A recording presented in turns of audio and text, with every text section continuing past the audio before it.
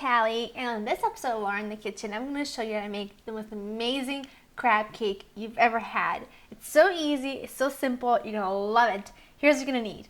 Some panko style breadcrumbs, some delicious fresh crab meat, a little bit of onion, a little bit of celery, a little bit of red pepper. You're going to need some regular breadcrumbs, fresh chopped parsley, some mayo, some Dijon mustard, 1 egg, Old Bay, lemon, salt, and pepper. Now, wait till you see how good these crab cakes come out. But before we get started, I want to let you know a little bit of a secret. Now, I'm going to make a little bit of a special corn to go with this dinner. And this is like the most amazing way to cook corn. Just like this, in the husk and everything, in a preheated oven, 350 for an hour. That's what we're going to do. And when it comes out, we're going to smear a chili lime butter all over. It's going to be heavenly with the crab cakes. So I'm just going to put these in the oven because I already have it preheated. Now that is literally going to cook itself, and it's going to be so good with the crab cakes. I just didn't want to make a separate video on it because it's so quick. So we're going to serve these crab cakes with that corn and a fabulous little slaw to go on the side, but that's another video. So let's get going. Alright, what I'm going to do first is cook, actually this is not onion, this is shallot. I have some shallot, I have some red pepper, and I have some celery that I've diced very, very finely. And what I'm going to do is I'm going to cook this for about 5 to 7 minutes. I want it nice and soft and cooled to put in my mixture. So let's go to the stove and start cooking this up. Now I have about 3 tablespoons of olive oil in here. In a little pan, I'm going to add my vegetables. And I'm going to cook these for about 5 to 7 minutes so they're nice and tender. And then I'm going to let them cool and finish our mixture. So my shallot, red pepper, and celery are cooked, and I've let them cool for a little bit. Now, as you can see, it's not a lot. I mean, I've only used about a 1/4 cup of red pepper and a 1/4 cup of celery, and just one large shallot. I've just diced it really, really small. Now, I like the little bit of vegetable through my crab cake, but I don't want a vegetable cake with a little bit of crab. So that, to me, is the perfect ratio. So now I'm going to get all our wet ingredients together before we put in the crab. The crab should always be the last thing you add, because I don't want to just, handle it too much. So I'm going to put in 3 tablespoons of light mayo. Believe it or not, that's what's going to keep your crab cakes extremely moist. Have 1 teaspoon of Dijon mustard. Beautiful. I'm going to add in 1 egg. Okie doke. I'm going to add in my parsley. About 2 tablespoons of fresh chopped parsley. I'm going to add in some freshly squeezed lemon juice. Make sure you get all the pits. About 1/2 lemon. That's perfect. I don't want too lemony. Okie doke. I'm going to mix that together really quickly. Beautiful. Then we're going to add in about 1/2 tablespoon of Old Bay seasoning. 1/2 to 3/4 teaspoon.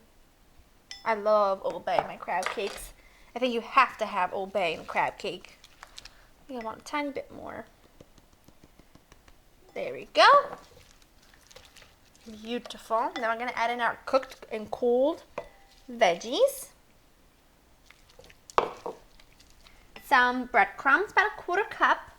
Not too much. I'm going to start with a 1/4 cup. And then once I add my crab, if I see that it could use a little bit more, then I'll put a little bit more in. And 1 pound of crab meat. I use the claw. You can use whatever kind of crab you prefer, but that's just what I like in my crab cakes. I think it's got the most flavor, and it just works best for me. So just work this together. Try not to break up the crab too much. If it starts to feel like you could use a little bit more liquid, you could either use a little bit more mayo, or you could use another egg. But this, to me, looks absolutely perfect. What you should be able to do, see if you just take a little bit of it and a hold, that is perfect. Wonderful. Now I'm going to pop this in the fridge because it does need to set and cool a little bit more. I'm going to pop this in the fridge for about 30 minutes, and then we're going to form them into patties. I'm going to just dredge them in panko and fry them. Oh, they're going to be so good. So let's put this in the fridge. I'm gonna cover it, put it in the fridge for 30 minutes, and then we'll finish them up. Now my crab mixture has come out of the fridge. It has time to set now. And it is exactly how you want it to be. Now remember that I didn't season it with salt and pepper before I went in the fridge. So I'm just gonna do that now. Not too much salt because we have the Old Bay in there and the Old Bay has salt. Beautiful crab mixture. Now we're gonna form this into patties. Now, I don't want to do like extremely small ones because I'm not having a cocktail party, but I don't want to do big ones either. So I'm probably going to get about 4 really nice sized crab cakes out of this. 4 to 6, I should say. Oh, this is really moist and perfect. I'm going to just dredge them into my panko. And I have some olive oil heating up in a pan. Just regular olive oil, not extra virgin, and I broke up my crab cake, but that's okay. Beautiful. That is exactly what I want. My last little crabby cake. I ended up getting about 7 out of the deal. Alright, perfect. Now let's go to the stove and fry them up. My oil is nice and hot, which is exactly what I want. And then carefully, oh baby, be careful, it's really, really hot. You always want to put going away from you. Don't overcrowd the pan ever. That's a big, big mistake. I'm going to let these cook for about a minute on each side so they're nice and golden brown and crusty. And then we're going to do the second batch. Second batch is done. Just turning it off. These are beautiful, aren't they? Look at the crust. And look how wonderfully nice they stay together.